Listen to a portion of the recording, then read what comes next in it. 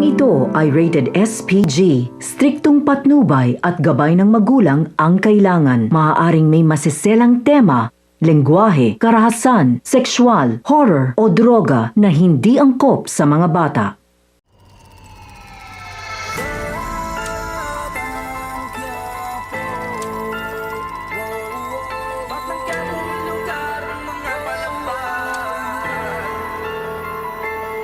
Huwag kang magkaroon sa hindi ka aatrasan. Kahit pa magkagulatan kayo ay papalagaan.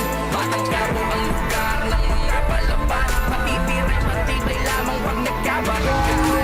Matira, matibay, matira, matibay. Mainit na nga dito nga kay Chief Espina, ito nga si Senator Sibilya, kaya naman ipag-uutos niya nga sa kanyang mga tauhan sa loob nga ng kulungan na sila pong na paslangin na nga ito, kaya naman agad naman kikilos ang mga ito at kanila nga itong patataubin. Subalit hindi nga inaasahan na itong si Pong ay matutulungan at dito nga ay matatapos na nga siya ng mga tauhan nga nito ni Senator Sibilya, kaya naman matapos nga nito ay makakatasan na nga nito ni Chief Espina si Tanggol dahil nakita niya nga ang kagalingan nga nito at tibay ng loob, kaya naman itong araw ang magiging hitman nga niya at ito nga ang tatapos sa mga tiwali nga sa bayan, kaya naman tatanggapin nga ito ni Tanggol upang sa gayon ito nga ang maging daan upang makita nga niyang mahal sa buhay nga niya at ito nga din si Mokang.